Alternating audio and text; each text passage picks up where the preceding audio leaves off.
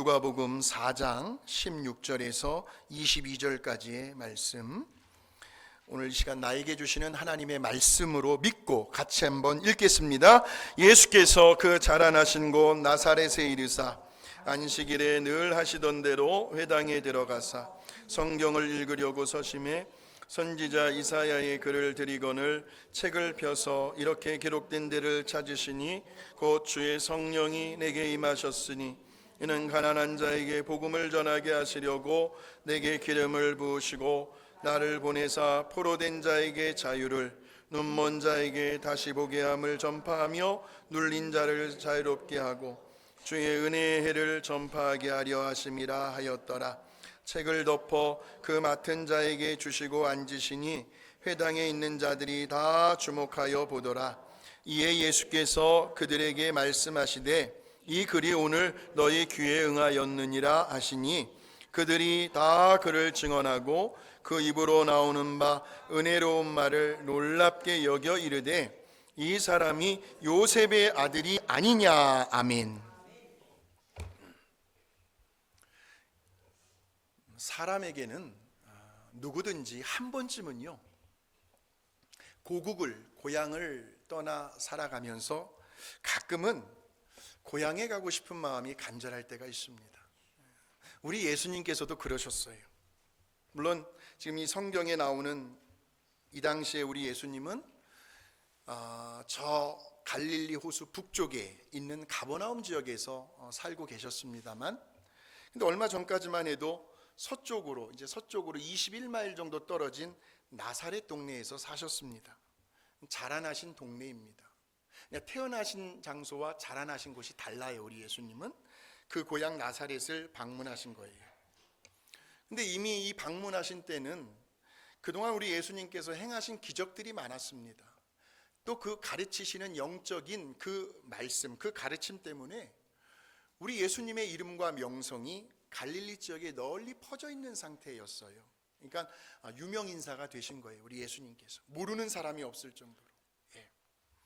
저는 우리 교회가 정말 예수님이 함께 하시는 교회, 정말 예수님의 사람들이 정말 모여있는 그러한 교회라고 그렇게 소문나게 되시길 주의 이름으로 축복합니다. 그래야죠. 근데 우리 예수님께서 고향에 방문하신 그날은 마침 안식일이었어요. 안식일. 오늘날로 말하면 주일이죠. 사람들이 이제 회당에 모여들어요. 그래서 모처럼 우리 예수님도 아주 오랜만에 이제 고향에 있는 회당에서 예배를 드리신 겁니다. 그런데 이 당시 회당에서는요, 누구든지 이 성경 말씀을 읽을 자격이 있었고요, 그리고 읽고 자기가 깨달은 바를 거기에 모여 있는 사람들과 함께 나눌 수가 있었습니다. 오늘날로 말하면 큐티 같은 성격의 모임이었습니다. 그래서 우리 예수님께서 이제 성경을 읽기 위해서 자리에서 이제 일어나시니까요, 거기에 있던 이제 그 회당을 총 책임지고 있는 회당장이 두루마리로 된 이사야서를 예수님께 건네주는 거예요. 예수님께서 받아들이시고 이사야서 61장을 펴시고 1절과 2절을 읽으시는데 그것이 바로 오늘 본문의 말씀. 같이 한번 확인해 보겠습니다. 시작. 예수께서 그 자라나신 곳 나사렛에 이르사 안식일에 늘 하시던 대로 회당에 들어가사 성경을 읽으려고 서심해 선지자 이사야의 글을 들이거늘 책을 펴서 이렇게 기록된 데를 찾으시니 곧 주의 성령이 내게 임하셨으니 이는 가난한 자에게 복음을 전하게 하시려고 내게 기름을 부으시고 나를 보내사 포로된 자에게 자유를, 눈먼 자에게 다시 보게 함을 전파하며 눌린 자를 자유롭게 하고 주의 은혜의 해를 전파하게 하려 하심이라 하였더라. 읽으셨어요. 그리고 나서 이제 책을 덮으시고 그 맡은 자에게 다시 주시고요, 그 자리에 앉으십니다. 그러자 거기에 있던 사람들이요, 예수님을 쳐다보는 거예요. 왜 사람들이 예수님을 쳐다보는 얼굴 표정만 봐도 사람들이 지금 뭔가를 예수님께 요구한다라는 그런 느낌입니다. 도대체 왜 이 말씀을 읽으셨는지, 이 말씀을 읽으시고 도대체 예수님에게 어떤 깨달음이 있으셨는지 들려달라고 하는 표정들이었어요. 그래서 우리 예수님께서 아주 심플하게 한마디를 하시죠. 그것이 21절에 나오는데 이 글이 오늘 너희 귀에 응하였느니라 하시고 자리에 앉으십니다. 거기에 있던 사람들은 이미 예수님에 대해서 소문을 익히 듣고 알고 있었던 터라 여기저기 사람들이 웅성거리기 시작을 합니다. 22절에 보니까 우리 예수님에서 입에서 나오는 그 말씀 한마디 한마디가 얼마나 은혜스러웠는지, 그 예수님의 가르침에 대해서요 모두가 다 놀라는 표정을 지는, 왜? 그 당시 교사들, 서기관들과는 차원이 달랐기 때문에. 같이 한번 읽어보실까요? 얼마나 은혜스러운 말을 하시는지. 시작. 그들이 다 그를 증언하고 그 입으로 나오는 바 은혜로운 말을 놀랍게 여겨 이르되 이 사람이 요셉의 아들이 아니냐. 어떤 투예요? 지금 뉘앙스가 어디를 가나요? 아무리 탁월한 설교자라 할지라도 그 자리에 있는 100명의 사람들을 다 만족시킬 수는 없어요. 100% 다 만족시킬 수는 없다는 거예요. 모두가 다 은혜를 받았으면 좋겠는데, 그런 마음이거든요. 그 은혜로운 말이 임하는 그 자리에서도요 꼭 그런 사람이 있어요. 누군가가요 그때 마침 빈정거리면서 이렇게 말을 합니다. 아유, 이 사람이 요셉의 아들이 아니냐. 아주 꼬여도 단단히 꼬여있는 사람이에요. 여러분, 마음이 꼬여있는 사람한테는 말을 섞으면 큰일 납니다. 이 마음이 무슨 말을 해도 꼬여들어요. 꼬아서 들어요. 지금 그 사람이 그런 거예요. 지금 은혜로운 말을 선포하고 있는 그 분위기에서 이 사람이 요셉의 아들이 아니냐 찬물을 끼얹습니다. 무슨 말이에요? 자기는 이미 다 알고 있다는 거예요. 우리 예수님께서 어렸을 때부터 자라나신 그 나사렛 동네에서 성장하신 그 모든 과정들을 자기는 너무나도 잘 알고 있다는 이야기죠. 이 예수는 저 가난한 목수의 아들, 요셉과 마리아의 아들, 그리고 그의 형제들과 누이들도 우리와 지금 같은 동네에서 살고 있지 않느냐 하는 말입니다. 한마디로 별 볼 일 없다는 이야기입니다. 그런 예수가 뭐 그리 대단하다고 놀랍게 여기느냐 하고 쏘아붙인 거예요. 이 사람이 요셉의 아들이 아니냐. 재밌죠? 그러자 우리 예수님께서 뭐라고 대답을 하십니까? 23절, 24절 시작. 예수께서 그들에게 이르시되 너희가 반드시 의사야 너 자신을 고치라 하는 속담을 인용하여 내게 말하기를 우리가 들은 바 가버나움에서 행한 일을 내 고향 여기서도 행하라 하리라. 또 이르시되 내가 진실로 너희에게 이르노니 선지자가 고향에서는 환영을 받는 자가 없느니라 하는 거예요. 네. 왜? 다 그 성장 과정을 알기 때문에 권위가 쓰지 않는 거예요. 그래서 우리 예수님께서요 구약 성경에 나오는 두 사람에 대해서 예를 들어 주십니다. 그 중에 한 사람이 사렙다라는 동네에 살고 있는 한 과부의 이야기입니다. 다시 말하면 엘리야 선지자가 활동하던 시대였습니다. 얼마나 우상숭배가 심했는지. 그래가지고 하나님께서요 노하셨어요. 그래서 하늘의 문을 닫아버리십니다. 얼마 동안? 3년 6개월 동안 비를 내리지 않게 하시죠. 여러분, 우리가 아무리 계획을 해도 하나님께서 그 문을 열어주셔야 잘 될 줄로 믿습니다. 하나님께서 주관하고 계시는 거예요. 하나님께 잘못 보이면요 하나님께서 문을 열어주시지 않으면 아무리 애쓰고 아무리 노력을 해도 안 되는 게 이 세상 만사입니다. 하늘의 문을 닫으셨어요. 바로 그때에 이 엘리야 선지자를 저 시돈 땅에 이방인들이 살고 있는 사렙다 지역의 한 과부에게 보내신 거예요. 그리고 그 과부는 기꺼이 엘리야 선지자를 영접합니다. 오늘 말씀이 예수님을 믿으면, 예수님을 영접하면 이라는 거예요. 근데 바꾸어 말하면 그 당시 이스라엘 백성들 안에서요 얼마나 우상숭배가 심했으면 지금 이 사렙다 과부처럼 하나님의 선지자 엘리야를 영접할 과부들이 한 사람도 없었다는 거예요. 한 사람도 없었다는 거예요. 그래서 하나님께서 오히려 이방 땅 시돈 지역 그 사렙다 지역의 한 과부에게 보낸 거죠. 엘리야 선지자. 또 한 사람은요 시리아 사람. 이 사람도 이방인입니다. 문둥병자 나아만 장군 잘 아실 겁니다. 결론부터 말하면 이 나아만 장군도 하나님께서 보내신 엘리야의 후임자 엘리사 선지자의 말에 순종을 하고 그래서 요단강에 가서 그의 몸을 7번 담그잖아요. 그리고는 문둥병이 고침을 받게 되죠. 이 말을 바꾸어 말하면 그 당시에 이스라엘 안에서 얼마나 많은 문둥병자들이 있었는지 몰라요. 그런데 이 나아만 장군처럼 엘리사 선지자의 말에 순종하고 그를 받아들일 만한 사람은 없었다라는 거예요. 그 사실을 지금 암시해주고 있는 장면이 25절에서 27절까지의 말씀이에요. 시작. 내가 참으로 너희에게 이르노니 엘리야 시대에 하늘이 3년 6개월간 닫히어 온 땅에 큰 흉년이 들었을 때에 이스라엘에 많은 과부가 있었으되 엘리야가 그중 한 사람에게도 보내심을 받지 않고 오직 시돈 땅에 있는 사렙다의 한 과부에게 뿐이었으며 또 선지자 엘리사 때에 이스라엘에 많은 나병 환자가 있었으되 그 중에 한 사람도 깨끗함을 얻지 못하고 오직 수리야 사람 나만 뿐이었느니라 하는 거예요. 그러자 그 회당에 있던 사람들이요, 갑자기 버럭 화를 내는 거예요. 예수님한테. 예수님을 저 동네 밖에 있는 낭떠러지로 끌고 가가지고 거기서 밀쳐가지고 떨어뜨리려고 하는 겁니다. 근데 우리 예수님의 반응을 한번 보십시오. 성경에 보시면 절대 그들과 맞서지 않습니다. 저들을 대항하지 않아요.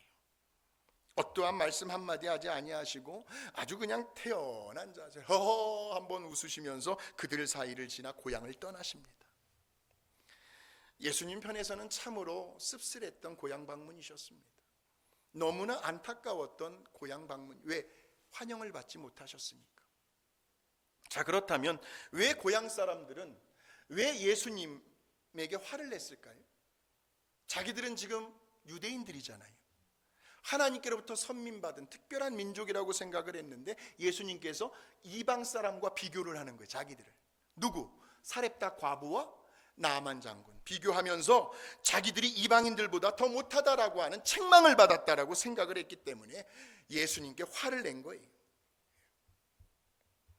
그런데 이 사렙다 한 과부와 그리고 이 나아만 장군은 비록 이방인들이기는 했지만 그러나 하나님께서 보내신 그 선지자들의 말씀에 순종하고 그들을 영접하고 받아들임으로 인해서 전혀 예측할 수 없었던 기적을 체험하는 주인공들이 되었어요.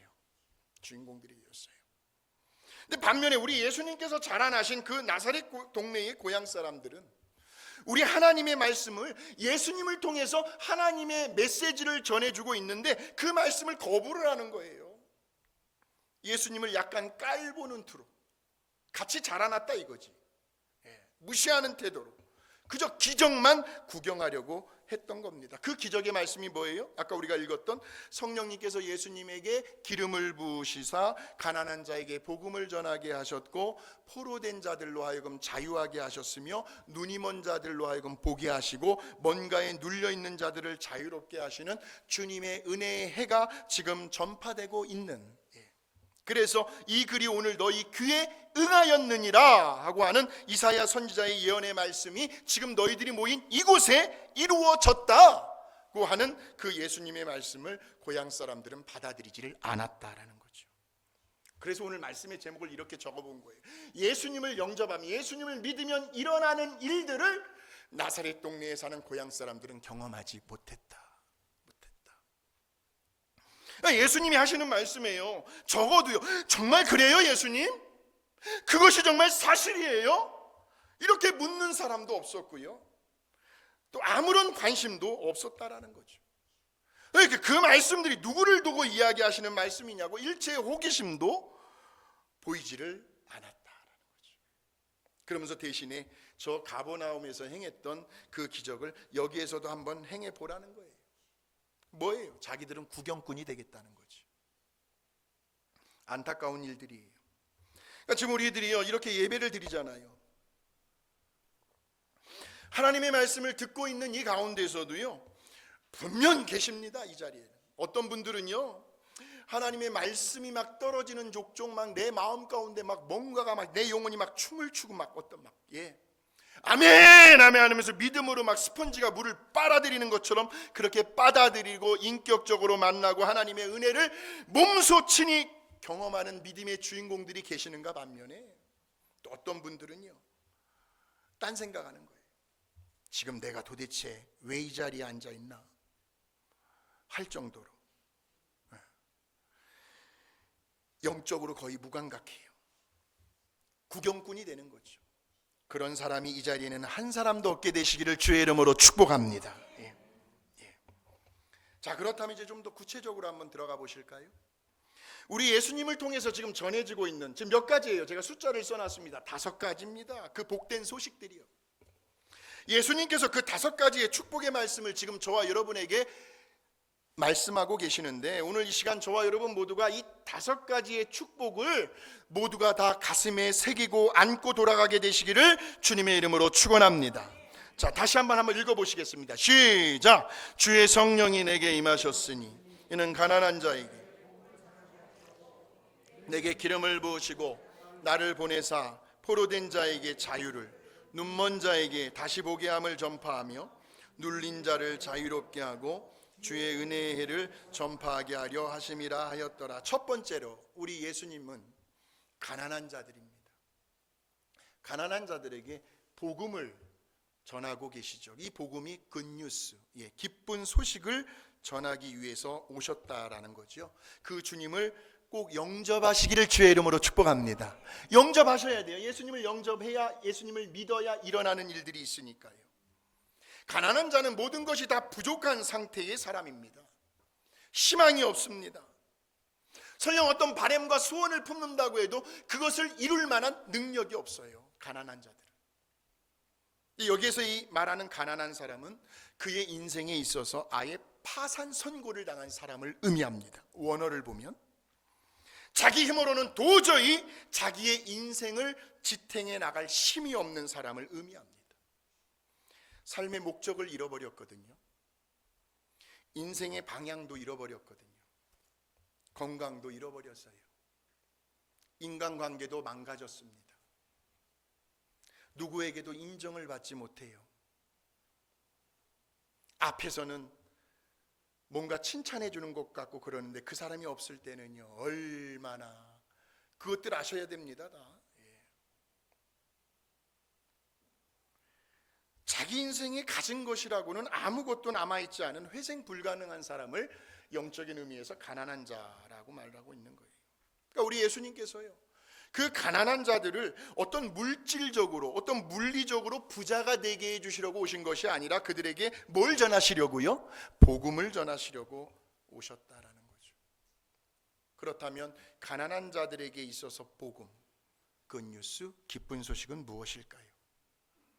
그것은 바로 리커버리, 회복입니다.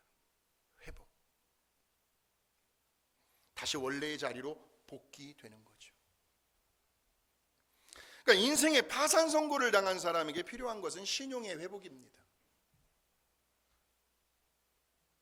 희망의 회복이고요, 기회의 회복이고요, 능력의 회복이고 권세의 회복입니다. 회복은 다른 말로 하면 구원을 말합니다.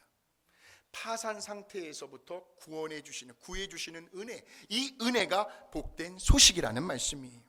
오늘 시간 우리 모두에게 회복의 은혜가 함께 하시기를 주의 이름으로 축복합니다. 두 번째로 포로된 자, 포로된 자들에게 자유를 주시기 위해서 우리 예수님이 오셨다라는 거죠. 그 주님을 영접하셔야 되는데, 근데 포로는요, 전쟁에서의 사로잡힌 사람을 의미하는 것이 아니고 영적인 의미입니다. 지금 여기에 나오는 건 다 영적인 의미예요. 저 악한 사단 마귀에게 지금도 사로잡혀 있는, 그 마귀의 종노릇을 하고 있는, 마귀에게 포로가 된 사람들을 말하는 거예요. 포로가 된 사람. 얼마나 많은 사람들이 음란, 술, 도박, 보세요. 이간질, 거짓 증거, 입만 열면 거짓말하는 거예요. 입만 열면 어떠한 뚜렷한 목적이 없어요. 그저 그냥 더 많은 재물을 모아야 한다고 하는 그러한 강박관념에 사로잡혀서 얼마나 많은 사람들이 그렇게 살아가는지 모르죠. 지금 포로된 자를 이야기하는 겁니다. 지금 포로된 자, 마음속에 덩어리가 있어요. 덩어리가. 그 무슨 덩어리냐? 화덩어리예요. 이 분노의 덩어리. 이게 있어가지고요, 어떻게 해서라도 원수 갚을 기회만 노리고 있는 사람들도 있어요. 너 그때 나한테 그랬지. 너 어디 한번 두고 보자. 걸리기만 걸려봐라. 포로된 자들. 또 어떤 사람들은요, 본인이 본인 스스로를 가두어 두고 살아가요. 시기요, 시기. 누군가를 칭찬해주면 그 꼴을 못 봐요. 질투, 비교의식, 열등감, 패배의식. 지금 포로된 자를 얘기하는 거예요. 거기에 자신을 가두어 놓고 살아간단 말이에요. 사람 만나는 것을 꺼려해요. 두려워요. 불안해요. 자기가 뭘 잘못했는지를 깨닫지를 못합니다. 얼굴에 철판을 깔고 얼마나 뻔뻔한지 몰라요. 남 탓하면서 자기 스스로를 괴롭히며 살아가요. 그래서 포로는요, 스스로 풀어날 능력이 없어요. 아주 오랜 시간 동안 포로 생활을 한 사람은요, 이제는 풀어줄게, 문 열어줄게, 들어와. 그래도 주춤거리는 거예요. 왜? 그 포로된 자리가 너무나 익숙하다 보니까 어색한 거예요. 어색한 거예요. 우리 예수님은 그렇게 지금 포로된 자들을 찾아오셔서 단숨에 석방시켜 주시기를 원하고 우리의 손을 잡고 갇혀있는 감옥에서 나오게 해주시기를 원하시는데, 오늘 이 시간 저와 여러분이 어떠한 것에 포로가 되어 있든지 간에 이 시간 우리를 자유하게 해주시는 그 주님을 만나고 돌아가게 되시기를 주의 이름으로 축복합니다. 성경에 보니까 그런 사람이 있더라고요. 간음과 정욕의 포로가 된 한 여인의 이야기죠. 간음하다가 현장에서 붙잡힌 여인. 바리새인들을 비롯해서요, 율법에 의하면 저 여자는 돌에 맞아 죽어야 합니다 해가지고 돌을 들어가지고 모두 다 던지려고 한 그 찰나에 예수님께서 한마디로 거기에 있던 사람들을 다 물러가게 하십니다. 그 한마디가 뭐예요? 너희 중에 죄 없는 자가 먼저 돌로 치라. 뭐 다른 말씀 안 하시죠. 한마디. 다 물러갔습니다. 그리고 난 그 자리에 이제 우리 예수님과 그 여인만 남게 되죠. 단둘이. 그때 우리 예수님께서 다른 말 뭐 구차하게 설명하지 않습니다. 한마디 하십니다. 뭐라고 말씀해요? 가서 나도 너를 정죄하지 아니하노니 가서 다시는 죄를 범하지 말라. 여기엔 두 가지 의미가 담겨 있습니다. 하나는 용서의 의미, 하나는 죄에서 자유했다라는 의미가 있습니다. 포로에서의 자유입니다. 자유하게 되는 이러한 은혜가 오늘 이 시간 저와 여러분 모두에게 함께 하시길 주님의 이름으로 축복합니다.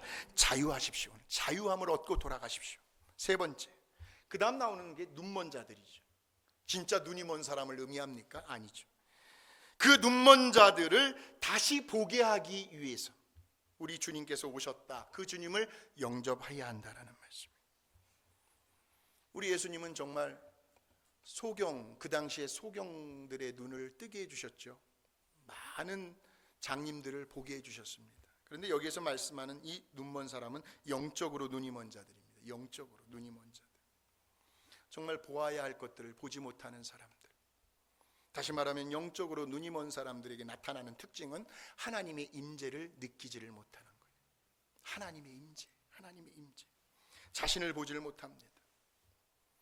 다른 사람의 있는 티는 잘 그렇게도 잘 보면서 자기 눈에 있는 커다란 들보는 보지 못하는 거예요. 자기 스스로를 늘 의롭다라고 생각을 합니다. 자기 외에 다른 사람들은 다 허물투성이로 보는 거죠.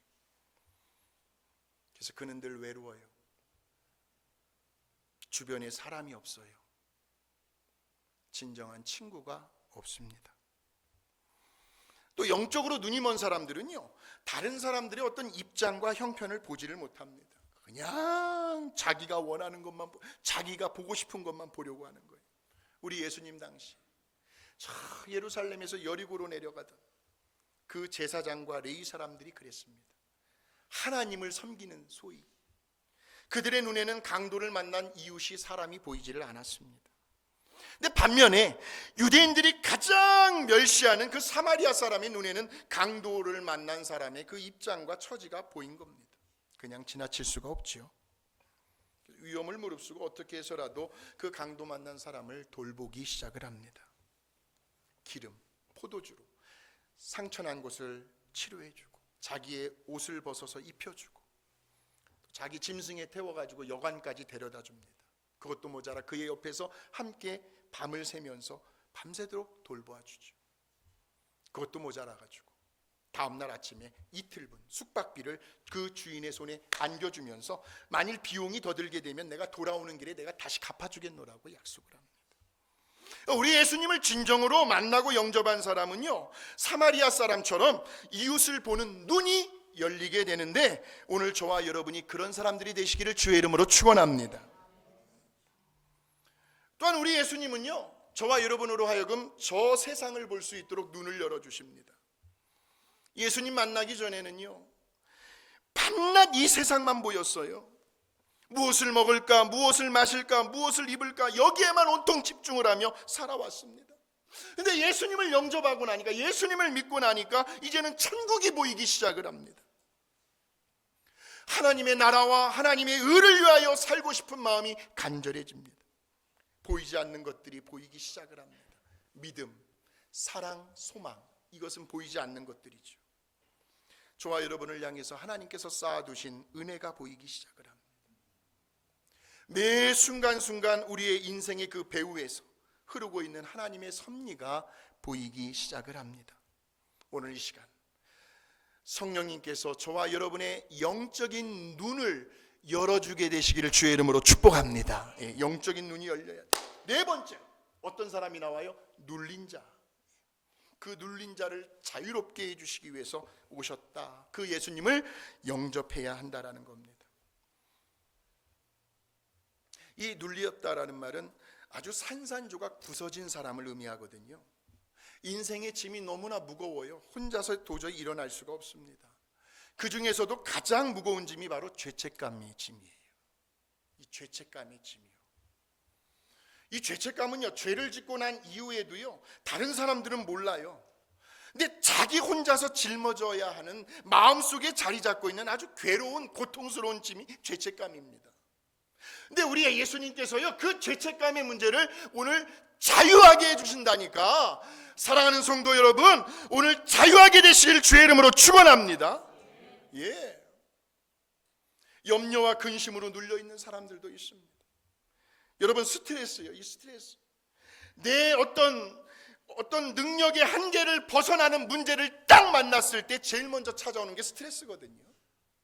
아유, 저는 스트레스 없어요. 성격이 너무 좋아가지고. 아니, 몸이 말해줘요. 몸이. 그러니까 이 스트레스가 점점 쌓이게 되면요, 우리의 몸과 마음이 산산조각 부서지기 시작을 합니다. 없던 병도 생겨나게 되고요. 염려, 근심, 스트레스에 눌려있는 사람을 자유롭게 해주시겠다. 또 정치적으로, 사회적으로 눌려있는 사람들이 있습니다. 대표적인 예가 저 북한에 살고 있는 우리의 동포들이죠.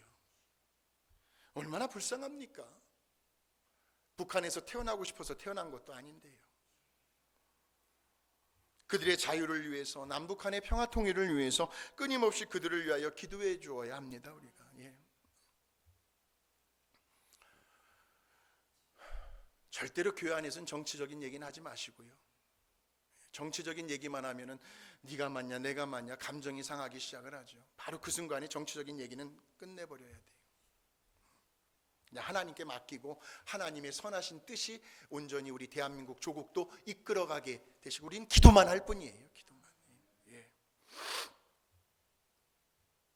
이러한 여러 다양한 형태, 이러한 무거운 짐에 눌려있는 자들을 우리 예수님께서 자유롭게 해주시겠다는 말씀은요, 우리들이 짊어지고 있는 그 짐들을 예수님이 대신 짊어지시겠다, 우리를 억압하고 누르고 있는 그 문제들을 예수님께서 제거해 주시겠다라는 말씀이죠. 그 인생의 무거운 짐이 내가 평생 안고 가야 할 그러한 짐들이라고 한다면 그 짐을 넉넉히 짊어지고 갈 수 있도록 저와 여러분에게 주님께서 힘을 주시겠다는 말씀이죠.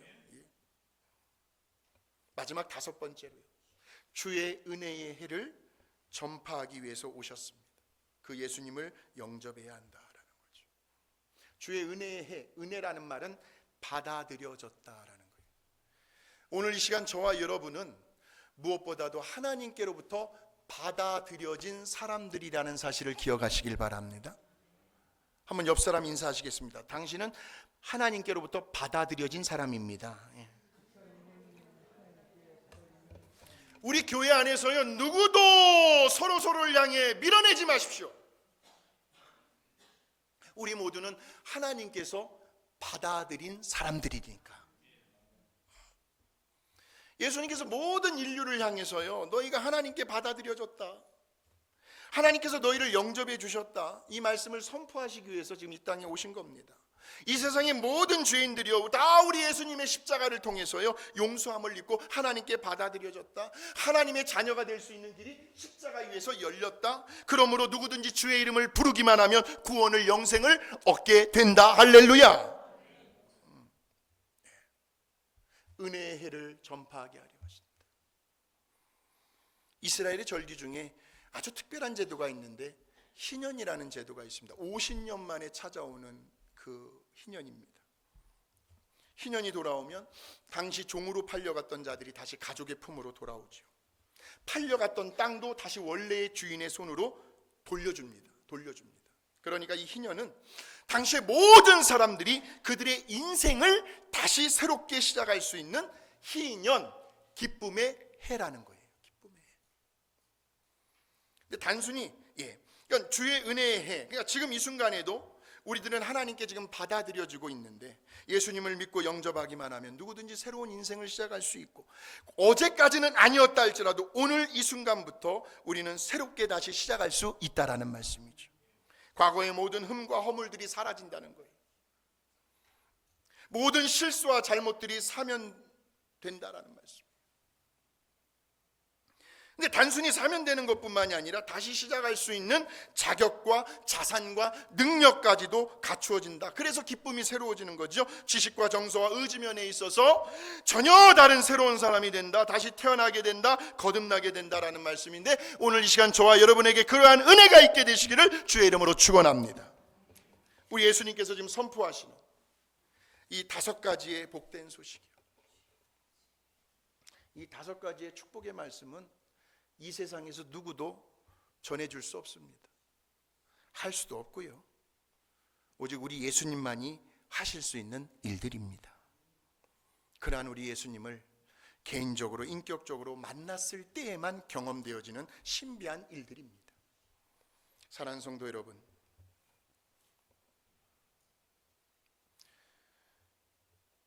무늬만 직분자가 아니고